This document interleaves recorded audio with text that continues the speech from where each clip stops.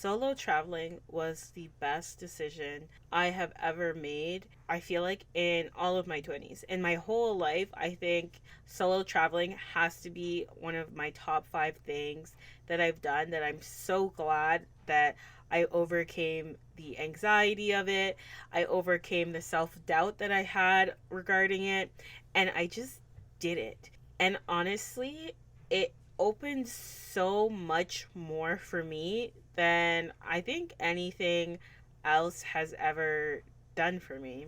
Solo traveling opened doors mentally for me, physically for me, in a way that helped me with my self identity, with my self love.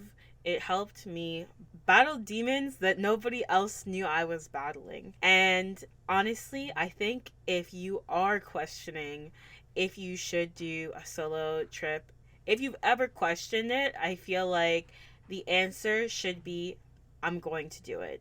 So how did I even get into solo traveling? Because I feel like it was something it it came to me, and it was just a very quick decision that I was going to do it. It was never something where, when I was envisioning traveling initially, I never really envisioned myself traveling on my own. I always imagined myself traveling with friends and being surrounded by people, having these like elaborate, detailed travel itineraries where we would go on these amazing adventures and we would see the world. And that's how I envisioned traveling, honestly, for especially maybe starting my mid 20s. Like, that's what was really going through my head when we were in university. We would always talk about traveling, and that's kind of when you start almost like getting into the idea of making money. And so you start talking with your friends and you're like, I can't wait till we graduate. Oh my god, we're gonna go to X country and this country and we're gonna go here, and I can't wait to see it all with you. What you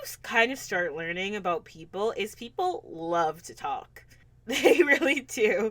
And it's not a bad thing to love to talk, but some people will really feed that dream. They will really be like, yeah, we're gonna go to Japan and we're gonna go to Tokyo, Osaka, Kyoto, we're gonna do it all. And oh my god, let's stay there for 2 weeks. And you'll be like, yeah, 2 weeks sounds good. And they'll be like, oh, and we should do this activity. I heard about it, it's amazing. And people are feeding into this dream that you guys are having. As you get older, as time passes, the flights aren't being booked, the dates never align, maybe events keep popping up, you slowly start to realize that some people might love to talk about traveling, but they actually will never travel. Or maybe I won't say never. I won't say never. They love to talk about traveling, but they have no incentive or maybe any drive, I don't really know what the word is, to actually travel.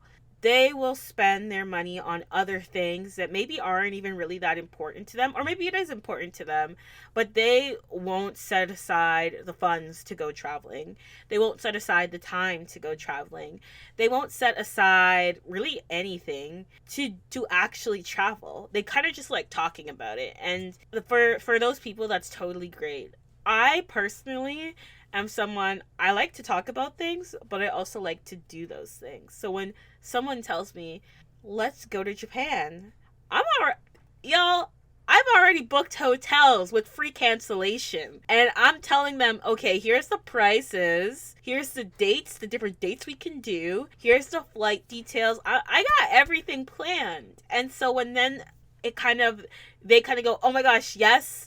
And then when I actually provide like solid plans, it's kind of silence. That was happening a lot with me. It kept happening with different people, different friend groups. Planning, nothing happens. Planning, nothing happens. And I was getting really tired of it. I was getting really tired of dreaming about things that were things that I could actually do in real life. Why do I have to just dream about it? And I think I also didn't like the way that it made me feel. Like, I would get excited about something. I would get excited to finally start traveling the world and doing something that I've always wanted to do and getting my hopes up. And then kind of being disappointed, like, oh, the plans fell through. And then one day, it was such a weird realization. Just clicked one day where it was like, why do I have to wait for people? At that point, I had not actually seen anyone doing solo traveling. I had just thought, why can't I just do it on my own? Why do I keep having to wait for other people? That's when I really started researching and started realizing that solo traveling is possible. It's quite possible on a variety of different budgets.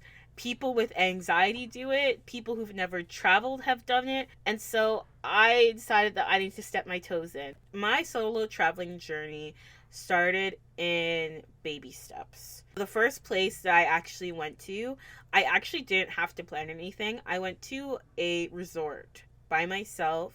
So I did a solo trip, a solo birthday trip, and it actually became a very monumental solo trip because it ended up being my birthday, and then it also ended up being the day of my birthday. I received my acceptance to my graduate program. It was so thrilling, and I don't know why, I was so happy to be alone and to really relish in the emotions I had felt. It's undescribable how solo traveling can really help you to feel, like truly feel like there's nobody else there that can make you kind of want to keep emotions down, to not be as excited as you are, to simmer down, to hide yourself. You are by yourself. And so solo traveling really helped me in truly feeling. I remember the first time I was so proud of myself. There was no one to have passive aggressive comments to me. There was no trying to dim my light because others hadn't achieved what I had achieved. It was me just completely being so proud of myself and celebrating to the highest degree that I could myself at that point. And I was so happy for it. There were other times during my solo trips when I was so sad, and it was a sadness that I feel like you can't really feel when you're around other people, because when people typically see when you're sad, they try and cheer you up and they try to get you out of that funk. But there's some types of sadness where you actually do want to feel it. You want to feel sad, you want to just truly get in those emotions and also get those emotions out. You want to cry, you want to just hug yourself and soothe yourself. And so those were things that I was able to truly feel while solo traveling. And so I feel like solo traveling is truly special, and I think it is something that people should do. Like I said, I did baby steps. So the first time that I did my solo trip, it was at a resort. And so with a resort, it was a vacation package. So I actually did not have to plan anything. And I think that's the most anxiety inducing part, is the planning. I feel like there's so many things that you think you have to plan, and I had never done any of it before. And so to soothe my anxiety, the first trip that I went on was to a resort where my meals are already prepared, the activities are already prepared. If I want to do more activities, I just go to the front desk and tell them what activities I want to do, and they register me themselves. There's nothing that I actually have to do. It takes everything out of my hands. And so what that allowed me to do was, during that solo trip, I didn't have to worry about any of the logistics. I only had to worry about how was I going to be with myself for, I think it was 7 days, completely by myself. How was I going to entertain myself? How was I going to feel being alone? What were other people going to think of me being alone? And I was nervous and excited. I'm not even gonna lie. I was excited. I was so excited to go on a trip where nobody else was there to like ruin my mood. The only person who could ruin my mood was myself, essentially. And so that was my first trip. And if you are interested in hearing about my first solo trip to a resort, definitely let me know, and I can make an episode talking about that. The next one after that is when I looked online to see what are really good walkable cities. I knew one of my flaws was transportation. I'm really, really bad at navigating metros and buses and stuff like that, it really actually makes me have like anxiety attacks. And I also get lost very easily. So, what I did for my next trip was I actually looked for the best walkable cities like in the world to travel to. And Portugal just happened to be on that list. It also happened to be a very affordable location for me to travel to. I won't say very affordable actually, because it added up very quickly, but it was my first trip that I planned on my own, and it made me feel very reassured that I would not get lost while I was there. Like, that's something I was so worried about. I took away that fear because of how easy people have talked about navigating that country. Like, I put that on easy mode. After that, I went to Greece, which was another, I don't know if it's a walkable city actually. However, I did make sure logistic wise, my hotel was in an area where everything that I wanted to do was very easy. Everything was very close to where my hotel was. And so I don't think I ever took a bus or a metro in Greece. I walked everywhere with the exception of when I went to the ports. And that was my first time where I actually took a ferry. And I did that, and it was nerve wracking, but I made sure that I planned my times, that I had space to understand what I was doing, where I was going, how the tickets worked. I made sure to actually include that in my itinerary, to have space to understand what I'm doing, but also to kind of panic a little bit. I had space in there for panicking. It wasn't called panic time, but it was just because I knew myself and I knew how I would react in an unknown scenario, in a situation that I was not familiar with. And so I planned accordingly for myself. And then my next trip was Barcelona. It was my first time taking the metro and the bus system internationally, which is one of my greatest fears. It's so difficult for me. As you can see, I slowly was introducing new things to my traveling self, or things that I knew would be a hurdle for me. I slowly introduced it because I didn't want my anxiety to go past the threshold that I can personally handle. All that to say, anyone can do solo traveling as long as they personalize solo traveling for them. I think you do have to know yourself a bit. You have to be able to say, okay, what are some things that are my weaknesses and what are my strengths? For me, when I was thinking about solo traveling, a strength of mine was planning, was making sure the logistics wise that I would be good at that. And so I'm pretty good at booking hotels and booking the flights, and I'm a triple checker. I like am constantly making sure, like, am I doing this correctly? I like doing research and seeing how other people found the whole process. And so those are my strengths. I know that I can plan an itinerary pretty darn well. I would use my strengths to help with my weaknesses. If you know that you don't like waking up in the morning, don't plan activities for the morning. Or if you know I hate having a packed schedule, don't be planning 5 different activities to do on one day. I think one thing about solo traveling that is amazing, that I love so much, is you don't have to consider anyone else but yourself.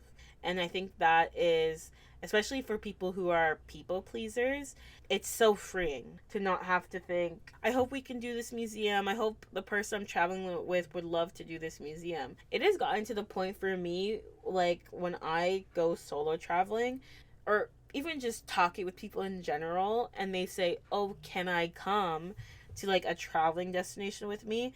I have to think for myself, will I actually enjoy spending time with them in a travel destination setting? I'm totally okay with people in my local city and hanging out with them and stuff like that. But would I be good with you if we were traveling together? Because that's a different type of story. For example, I know for myself, I cannot travel with someone who is not good with managing their time well. Like, if they're constantly a late person and they're not considering others' time, we can't travel together. Sorry, but not sorry. I know that that would annoy me so much. And I did not go all of this way to be annoyed with my travel buddy. Do you know what I mean? And so, solo traveling, it helps you to start learning to put yourself first, because when you're solo traveling, you're happy. Like, you're really happy.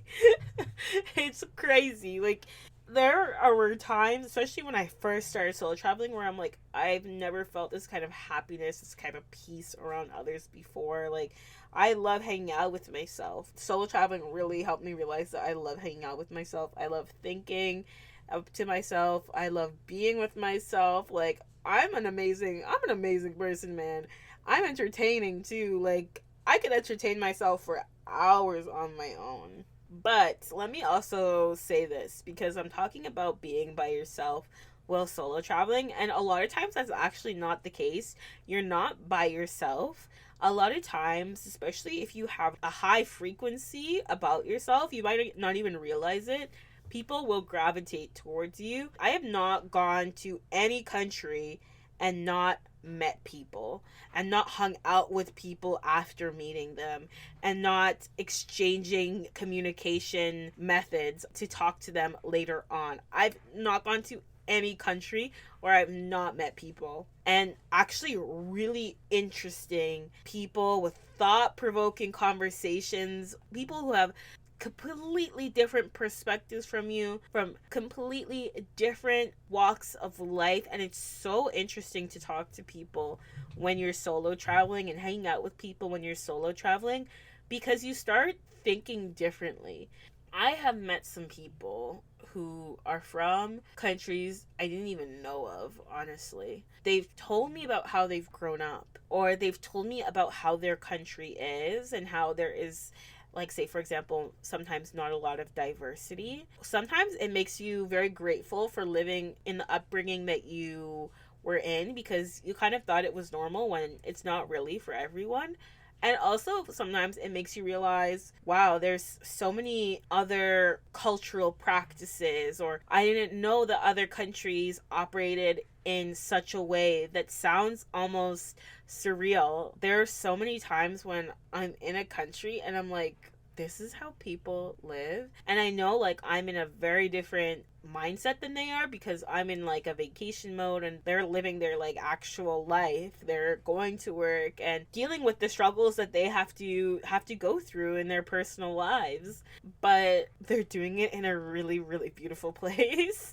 Like, I feel like going through hard times is so different depending on what your environment looks like. It's so different being sad and then also living in a very sad place, like with very overcast weather, not a lot of sun, not a lot of places to go breathe in fresh air or get in that doses of nature. It's very different than living up in a place where you're sad and then you go outside and you walk along the sidewalk, palm trees and flowers are all around you, and you walk to the beach and you hear the ocean and the waves crashing on the rocks, and all you can think about is how sad you are, but you're also in a completely different environment that can help turn your mood around or like lessen the sadness.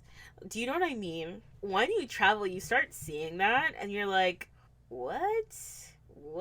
This is how people live? It's actually crazy. I think traveling also really made me realize that maybe I don't know what my future will look like, because I think for the vast majority of my life I always thought like I will grow old, I'll retire, and I'll be here in my the country that I was born in. And now you kind of think, oh man, like, no, there's so much more out there. There's so many more beautiful places. There's so much more to see. I don't want to just stay in one place, or maybe I don't want to stay in this place long term. Like, it makes you really see not only how beautiful the rest of the world is, where you're kind of like, I don't want to just stay in one place forever, but it also makes you think about different cultural practices and what retirement or what living might look like in one place looks very different to another. That style of living might suit you a lot more in a place that you didn't grow up in. You weren't born in or anything like that. This goes back to the episode that I talked about breaking away from the simulation and really choosing to live your own life and choosing your own path, is that you always want to choose happiness and not just what the social norms are. This is what we've always done, or, that kind of mindset. You gravitate away from that and you want to do things because it makes you happy, because it brings out these positive emotions in you. And I think that is what solo traveling has done, and it's like you kind of get like a little bit of a dose of it, and now you're like, I want this forever. And so, all to say, if you are thinking of traveling solo, if you're thinking of doing a solo trip, wherever it may be, however long it may be, I would say do it. Because I think life is so short. And why do you need to wait for other people to go and have fun, to explore different cultures, to see the beauty of the world? Honestly, don't let other people hold you back because they are holding themselves back. There are some people who will dream and dream and dream and will never achieve their dreams because they didn't take the time to do it. Let me tell you this. I'm going to Japan in a couple of months. I've always wanted to go to Japan. I never thought I would go to Japan. I've always wanted to go to Japan, and I never thought I would go. Oh, that makes me so sad to say, even. Oh, I have tears in my eyes. Because literally, in like not even 2 months, I will be in Japan.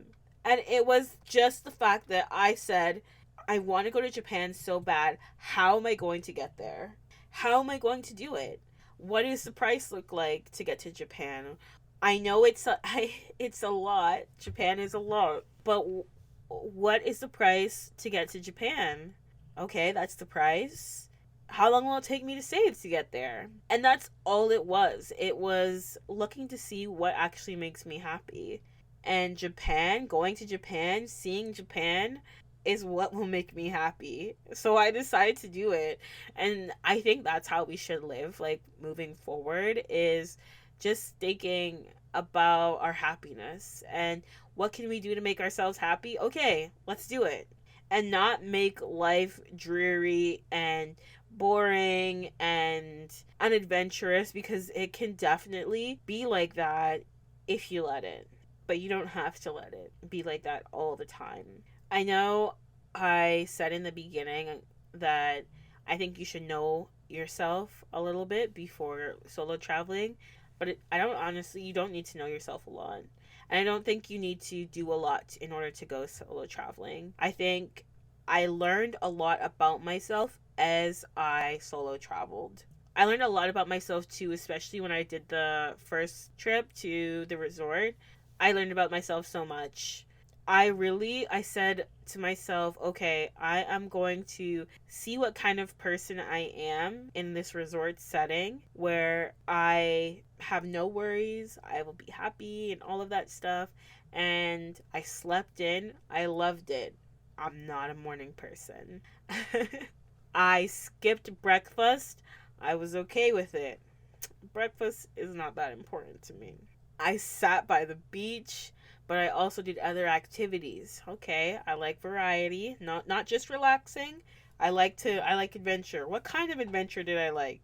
I liked swimming. I liked going to see the views, sunset views more specifically. I loved going to the beach at sunset and looking at the beautiful colors the sky turned. It was absolutely magnificent.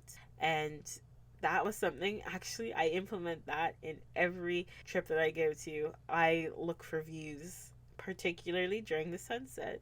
I learned about myself the most through solo traveling. I don't think you need to prepare yourself to become someone that solo travels. I think you are someone that can solo travel. I think you know yourself best, though, as to the extent of labor that you will put in to planning your solo traveling. That's what I think. I think that's the most important part. Because you could solo travel and not plan anything at all. You could solo travel and do resorts, you could do cruises, you could actually do like group tours but by yourself. You could solo travel and be surrounded by people. You could also solo travel and create like this hectic schedule that's jam-packed and has a whole bunch of activities and is in 6 different cities in 2 weeks. You could do that too. Solo traveling is all about you and doing what is best for you. If you are interested in solo traveling, I honestly, I would say do it.